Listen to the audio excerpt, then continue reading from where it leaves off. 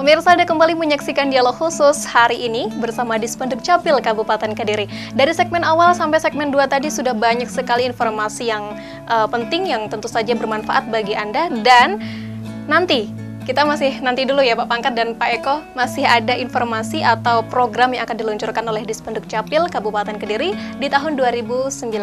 Tapi kita masih ke bahasan umum ini Pak Pangkat dan juga Pak Eko. Saya ingin soal akte kelahiran. Kan ini mungkin untuk mereka-mereka yang ada di, mohon maaf, ada yang di pedesaan atau masih di pedalaman, begitu tempat tinggalnya, masih bingung syarat untuk membuat akte kelahiran ini seperti apa sih? Mungkin Pak Pakat atau Pak Eko yang bisa menjelaskan? Iya. Kalau syarat untuk penerimaan akte kelahiran itu ini sering saya sampaikan ya. Yang pertama itu adalah surat keterangan kelahiran dari dokter, bidan, dan penolong kelahiran. Kemudian KK, kemudian akte nikah, kemudian KTP saksi dan KTP orang tua, itu pelapor. Kemudian dari persyaratan itu tentunya ada mungkin yang tidak bisa dilengkapi, terutama untuk keterangan kelahiran bagi yang ngurus akte kelahiran yang umurnya sudah tua. Iya. Kan tidak mungkin boleh dokter. Iya, betul. Saya ini sekarang umurnya udah 50, 70, dokternya mati. Kan gitu.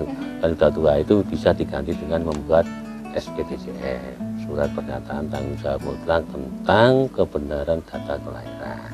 Itu yang membuat pemohon sendiri, disaksikan 2 orang saksi. Saksi pada waktu dia membuat itu, dan kebenaran SPTJM itu adalah mutlak tanggung jawab pemohon. Kalau ada manipulasi data dan lain-lain adalah tanggung jawab pemohon. Itu yang kelahiran. Kemudian yang kedua, bagi orang-orang yang sudah tua dan lain-lain itu terkait dengan akte nikah orang tua. Orang tidak punya akte itu tidak bisa menunjukkan akte nikah itu belum tentu dia tidak nikah. Mungkin pada waktu itu menikah betul, tetapi dalam proses zaman dulu ya kita hanya kadang-kadang sudah dinikahkan betul, tapi surat nikahnya tidak keluar karena sesuatu hal yang kita tidak bisa tinggalkan seperti itu. Sehingga kalau sudah tua kan untuk mencari akte orang tua juga sulit. Itu juga bisa menggunakan SPTJM tentang pasangan suami istri sepanjang di dalam kakaknya itu sudah statusnya suami istri. Kalau belum statusnya bukan suami istri ya tetap anak seorang ibu, seperti itu. Jadi persyaratannya seperti itu. Ada 2 hal yang mungkin bisa diganti dengan SPTJM. Kemudian saksi juga seperti itu. Saksi tidak harus yang kopi tua, tetapi orang itu dewasa, jihad jasmani rohani, dan mengetahui saksi kelahiran siapa yang dicarikan akte itu. Baik. Silsilahnya diketahui yang bersangkutan, seperti itu. Saya geser ke Pak Eko dulu ini. Pak Eko, kalau misalkan ada kesalahan nama atau mungkin huruf yang hilang di akte kelahiran, apa dulu nih yang harus dibenahi, atau mungkin kakaknya yang harus disodorkan ke Dispenduk Capil, atau bagaimana prosedurnya Pak? Ini maksudnya di dalam proses penerimaan akte kelahiran, kalau misalkan namanya ada yang keliru, itu seperti apa yang dilakukan? Jadi tentunya ini bisa dikeluarkan ya, atau diterbitkan kembali ya, daripada kutipan kedua ya, kalau sepanjang ada kesalahan secara redaksional. Namun ada beberapa pertimbangan yang sesuai regulasi yang ada. Misalkan ada kesesuaian antara akta kelahiran dan ijazah misalkan.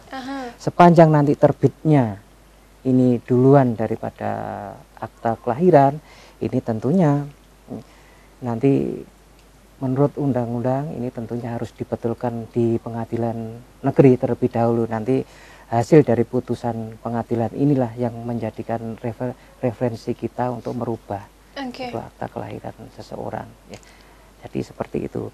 Dan nanti apabila ya misalkan terjadi ijazah terbit terlebih dahulu, ini nanti masih bisa ditoleransi atau ada kesalahan redaksional ya, kesalahan ketik misalkan, ini nanti kita cocokkan dengan berkas atau data yang sudah kita terima pada saat dulu penerbitannya, dan Oke. tentunya bisa kita rubah seperti itu. Jadi masih bisa diperbarui Iya, begitu ya bisa Pak ya? diperbarui, pasti bisa. Oke, nah ini saya pengen tahu sebenarnya seberapa penting sih Pak akte kelahiran itu?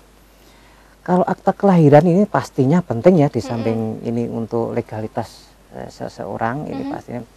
Ini tentunya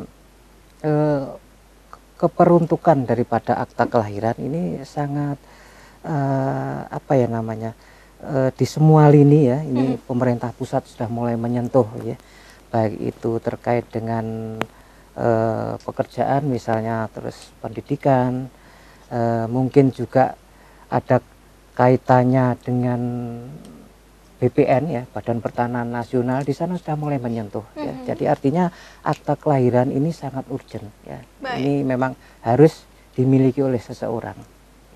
Namun dalam kesempatan yang sangat baik ini di kultur kita ya, di lingkungan masyarakat kita banyak sekali yang memahaminya bahwa administrasi kependudukan, beliau ini tidak akan mencari sepanjang tidak membutuhkan. Ini banyak sekali yang ada di lapangan. Iya. Namun harapan kami, butuh atau tidak, kita harapkan, kita dorong ini untuk menerbitkan, untuk mengurus ya, utamanya akta kelahiran seperti ini. Dan ini kita harapkan kalau kita kaitkan nanti dengan program kita di tahun 2019 ini akan kita lakukan program yang namanya penerbitan kartu identitas anak. Nanti kita bahas ya nanti.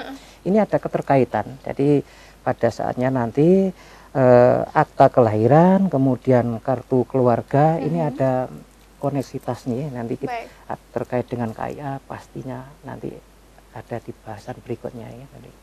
Nah, ini udah mulai dibocorkan nih pemirsa sama Pak Eko, ada KIA begitu ya. Ini sebenarnya apa sih Pak KIA ini Pak?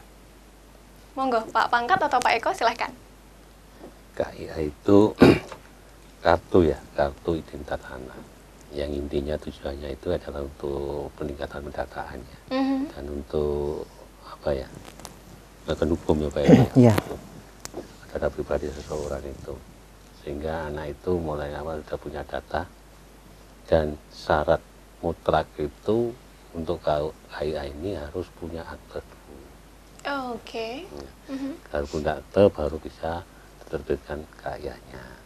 Saya tuh kalau istilah KIA itu, kalau waktu dulu saya istilah KIA itu saya teringat dengan Bu Bidan sama bayi, karena Pak KIA itu kalau dulu kan singkatannya kesehatan ibu dan Betul, anak. iya. Ya, tapi ya masih nyambung ya. Kalau KIA sekarang itu terkait dengan administrasi Identitas anaknya itu. ya. Dan ini saya kadang-kadang KIA, kayak guyonan gitu, ini ojo nang bidan yang KIA ini tetap berdinas kependudukan. Baik. Dan KIA itu nanti insya Allah akan kita mulai tahun 2019, dan tapi mungkin kita siapkan dulu lah.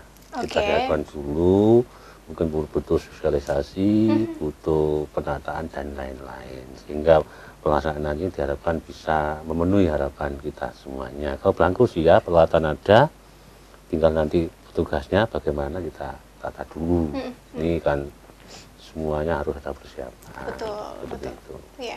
Pak Eko, sudah ada akte kelahiran tapi masih dikeluarkan lagi kartu identitas anak atau yang namanya KIA. Ini sebenarnya apa sih Pak yang mendasari pemerintah meluncurkan KIA ini Pak?